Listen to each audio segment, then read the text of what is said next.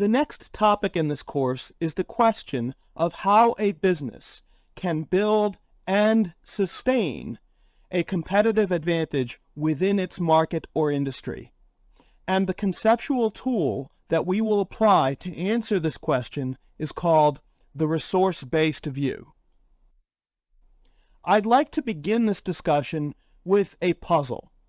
And it's a puzzle that I hope you've already started thinking about, because by this point I've already asked you to read the article called How Xerox Failed to Copy Its Success, and I've also asked you to view a brief video clip about the Xerox Palo Alto Research Center and the Alto computer.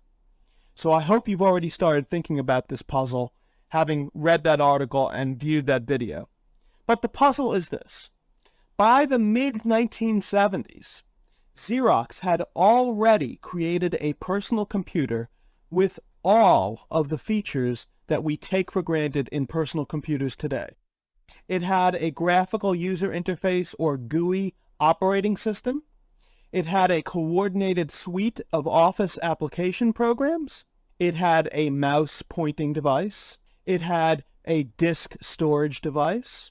It had Ethernet local area networking with email. It had object-oriented programming. It had laser printing and the classic what you see is what you get desktop publishing, so the documents would print out on the printer exactly the way that they appeared on the screen. And so my question is this. With such an enormous early advantage in technology, why is it that Xerox did not become the dominant player in personal computing? In fact, why is it that Xerox didn't even become a player in personal computing?